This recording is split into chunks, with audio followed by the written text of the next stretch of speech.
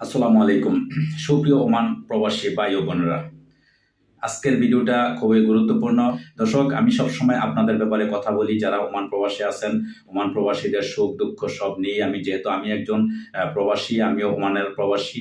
তো আমি জানি ওমানের বর্তমান পরিস্থিতি, ওমানে বাংলাদেশি যারা আপনারা আছেন, কে কি সমস্যায় আছেন না আছেন এগুলো সব। কারণ আমি যে ওমানের ব্যাপারে কথা বলি, আমার ভিডিও নিচে সবাই কমেন্টস করে, কমেন্টসের মাধ্যমে আমি জানতে পারি যে আপনারা কার কি সমস্যা আছে। তো সেই সমস্যাগুলোই আমি তুলে ধরার চেষ্টা করি। তো যাই হোক, অবশ্যই আপনারা আমাকে সাবস্ক্রাইব করে দিবেন এবং শেয়ার করে দিবেন আপনার আশেপাশে বন্ধু বান্ধব যারা আছে সবাই যাতে দেখতে পারে। তো যাই হোক, বাংলাদেশি কর্মীদের জন্য পুনরায় ওমানের ভিসা চালুর অনুরোধ জানিয়েছেন প্রধান উপদেষ্টা ডক্টর মোহাম্মদ ইউনূস। প্রধান উপদেষ্টা ডক্টর মোহাম্মদ ইউনূস ওমানের বিদায়ী রাষ্ট্রদূত আব্দুল গাফফার বিন আব্দুল করিম আল বুলৌসি প্রধান উপদেষ্টার সঙ্গে সাক্ষাৎ করতে গেলে তিনি এই অনুরোধ জানান। মঙ্গলবার রাষ্ট্রীয় অতিথি ভবন যমুনায় এই সাক্ষাৎ অনুষ্ঠিত হয়। সাক্ষাৎকালে রাষ্ট্রদূত আল বুলৌসি প্রধান উপদেষ্টাকে শুভেচ্ছা জানিয়ে বলেন, তার নেতৃত্বে বাংলাদেশ ওমান সম্পর্ক আরও জোরদার হবে। আর ডক্টর মোহাম্মদ ইউনূস বাংলাদেশের সফলভাবে তার মেয়াদ পূর্ণ করার জন্য রাষ্ট্রদূতকে অভিনন্দন জানান। প্রধান উপদেষ্টা তাকে বাংলাদেশের বন্ধু হিসেবে অবহিত করেন এবং দুই দেশের সম্পর্ক সুদৃঢ় করতে বড় ভূমিকা রাখবেন বলে আশা প্রকাশ করেন। রাষ্ট্রদূত জানান, ওমানে এখন প্রায় 7 লাখ বাংলাদেশি অত্যন্ত সুনামের সঙ্গে কাজ করছেন। এদিকে আগামী 16 এবং 17 ফেব্রুয়ারি ওমানে আয়োজিত 8ম ইন্ডিয়ান ওশান সম্মেলনে যোগ দিতে চলেছেন আমাদের উপদেষ্টা তৌহিদ হোসেন। এই সফরে ওমানের পররাষ্ট্রমন্ত্রীর সঙ্গে তার দ্বিপাক্ষিক আলোচনা অনুষ্ঠিত হবে। বৈঠকে কর্মী ভিসা এবং অবৈধ প্রবাসীদের স্বার্থ সংশ্লিষ্ট বিষয়গুলো বিশেষভাবে প্রাধান্য পাবে বলে ধারণা করা হচ্ছে।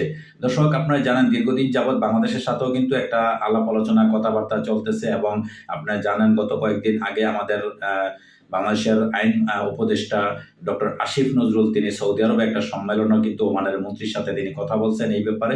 বাংলাদেশের পক্ষ থেকে বরাবরই কিন্তু অনুরোধ জানানো হচ্ছে, কিন্তু ওমান সরকার এটা নিয়েও চিন্তা ভাবনা করতেছে, বাংলাদেশ সরকারের সাথে কথা বলতেছে এবং বর্তমানে ওমানের রাষ্ট্রদূতের সাথে প্রধান উপদেষ্টা সে নিজেও অনুরোধ করছে অবৈধ লোকগুলা বৈধ করার জন্য, প্লাস বাংলাদেশ থেকে যাতে ভিসা চালু করে বা বাংলাদেশ থেকে যাতে কর্মী নিয়ে আসে এই ব্যাপারে অনুরোধ জানানো হচ্ছে।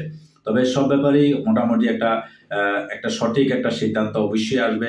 আর বিশেষ করে ওমান প্রবাসীর পক্ষ থেকে আমি যেটা জানাতে চাই যে আমরা অবশ্যই এটা চেষ্টা করব, যেটা আমাদের পররাষ্ট্র উপদেষ্টা তিনি যখন 16-17 তারিখে ওমানে আসবেন, আমরা এই ভিডিওর মাধ্যমে বার্তা দিতে চাই যে, এবং আমাদের যারা ইউটিউব যারা সোশ্যাল মিডিয়াতে কাজ করেন সবাইকে আমি এই অনুরোধটা অবশ্যই জানাবো যে আপনারা সবাই এটা আওয়াজ করেন, সবাই বলেন যে ওমান প্রবাসীদের কি কি সমস্যা আছে। সেই সমস্যাগুলো যদি আপনারা আমাদের পররাষ্ট্র উপদেষ্টার কাছে যদি আমরা তুলে ধরতে পারি বা তার কাছে যদি পৌঁছাইতে পারি, তাহলে অবশ্যই তিনি এই ব্যাপারে কথা বলবেন। যে কোনো সমস্যা যদি সে জানে তাহলে সেই সমাধানের চেষ্টা করবে বা অবশ্যই এটা ওমানের সরকারের সাথে এই ব্যাপারে কথা বলতে পারবে, ডিসকাস করতে পারবে। আর যদি তাকে জানানো না হয়, সে যদি না জানে, তাহলে কিন্তু এটা সমস্যার সমাধানটা হবে না। তো যেহেতু 16-17 তারিখে আমাদের পররাষ্ট্র উপদেষ্টা তৌহিদ হোসেন তিনি যখন ওমানে আসবেন, তখন তার আগেই তার কাছে এগুলো আমাদের জানাইতে হবে, পৌঁছাতে হবে যে ওমানের কি কি সমস্যা আছে। বিশেষ করে আমি এগুলো জানি যে ওমানে কি কি সমস্যা বা ওমানে যারা অবৈধ প্রবাসীদের কি কি সমস্যা আছে এটা আমরা জানি, এটা সবাই জানি, কিন্তু বাংলাদেশ সরকারকে এটা অবশ্যই আমাদের জানানোর চেষ্টা করতে হবে। কারণ ওমানের প্রবাসীরা অনেক সমস্যায় আছে। আমি যেহেতু ভিডিওর মাধ্যমে আমি দেখতে পারি তাদের সমস্যাগুলো আমাকে বলার চেষ্টা করে, তাই আমি এটা বাংলাদেশ সরকারকে আমি অবশ্যই বলবো যে এই দেশে বিভিন্ন সমস্যা, একটা সমস্যা হচ্ছে অবৈধ, কি কারণে অবৈধ আছে। অনেকে এই কথাটা বলেন যে আপনারা কেন তারা অবৈধ হয়। ভাই, অবৈধ কিন্তু কেউ ইচ্ছাকৃত হয় না, অবশ্যই কোনো সমস্যা আছে। অনেকে দেখা গেছে এখানে আসার পরে মালিকে বেতন দেয় না, বেতন না দেওয়ার কারণে সঠিকভাবে বেতন দেয় না, কাজ বেশি করায়, তার পর্যাপ্ত পরিমাণে কাজ করায়, কিন্তু সেই পরিমাণে তাকে তার বেতনটা দেওয়া হয় না সেই সুযোগ। এবং অনেকে ভিসা পতাকা, আপনারা জানেন বিভিন্ন রকমের সমস্যা এখানে জড়িত। এমন সমস্যার কারণে তারা এখান থেকে অবৈধ হইতে বাধ্য হয়ে যায় এবং অনেকের মালিকও খুঁজে পাওয়া যায় না। বিভিন্ন আপনারা প্রতারকের মাধ্যমে যারা এখানে অনেকে ভিসা নিয়ে আসছেন, আসার পরে মালিক খুঁজে পাইতেছেন না, আপনি মালিকই যদি না পান আপনি কিভাবে ভিসা করবেন?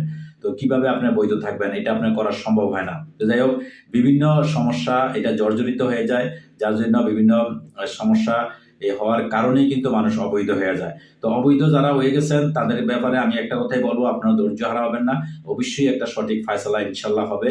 আপনাদের ব্যাপারে সব দিক দিয়ে চেষ্টা চলতেছে।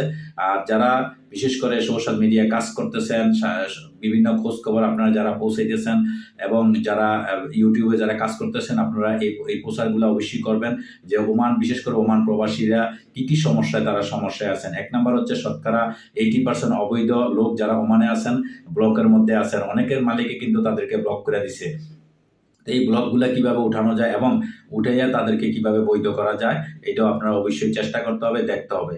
আর আমাদের সবচেয়ে প্লাস পয়েন্ট বা সবচেয়ে ভালো, এই দেশে যারা পুরানো লোক 8 বছর 10 বছর আগে যারা আসছে, এখানে যদিও তারা অবৈধ বা তারা বৈধ হতে পারে না, যে কোনো কারণে তারা অবৈধ হয়ে গেছে, কিন্তু তারা কিন্তু অনেকে ভালো একটা অবস্থানে আছে। তারা প্রায় বাংলাদেশের 80-90 হাজার 1 লক্ষ টাকা এরকম কামাই করতেছে, এরকম বহুত লোক আছে, কিন্তু দেখা গেছে সে অবৈধভাবে আছে।